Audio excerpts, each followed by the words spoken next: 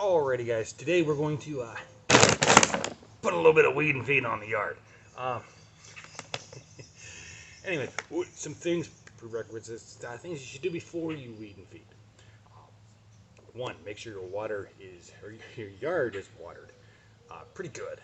A day or two, maybe 3 before. The ground has to, the soil has to be moist to work properly. Then you want to mow your grass at least a day or two before you put your weed and feed down to whatever height you normally mow it to.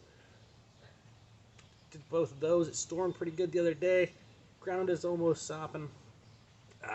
Plenty of moisture for to get on the blades, in the mornings. And then, of course, the third thing, you need to make sure that it's wet, of which it is. Morning dew. Everything. Always read your bag for directions though. This one says 3.5 for the dial. So go ahead and swap that over to 3.5.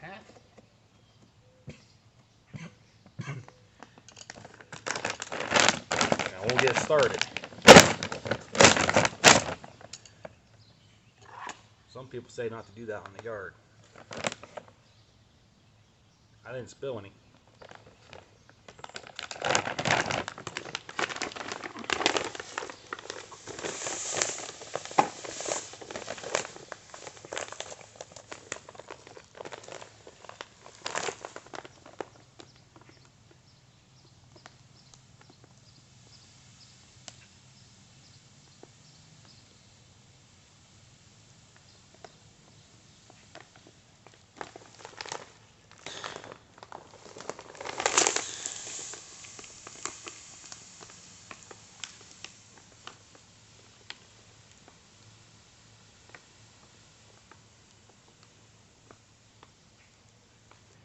Now this stuff is almost gorgeous looking. Nice, pretty texture to it.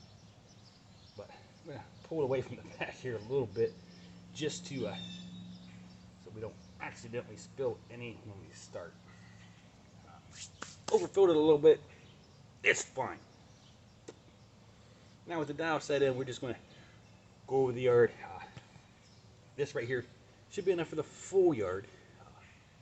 Although I'm going to focus primarily on the backyard, because that's where I spend most of my time.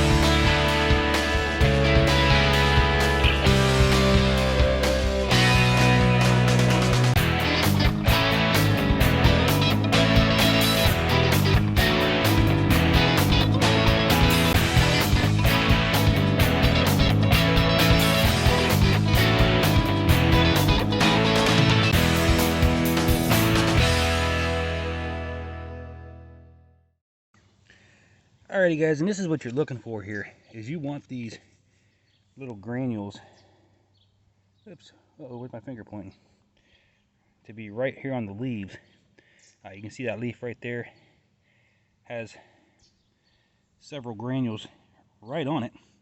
That's why you want your grass to be wet, or your yard to be wet. That way that feed can get right on there, start feeding the lawn, feeding your grass, and starting to kill the weeds.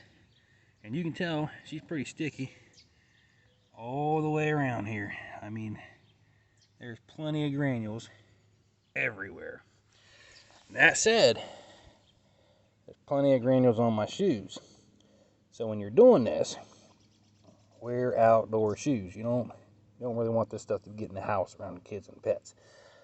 And then the last thing, after you get it all down throughout the whole yard, or wherever you're going to weed and feed, a day or two later, make sure you get it wet. That way you can push it all down into the soil. That way it can start killing the roots from the root to the top. It'll start working from the top down, with the granules being on the blades. But you really need it to go from the root up as well. So, a day or two down the road, get some rain,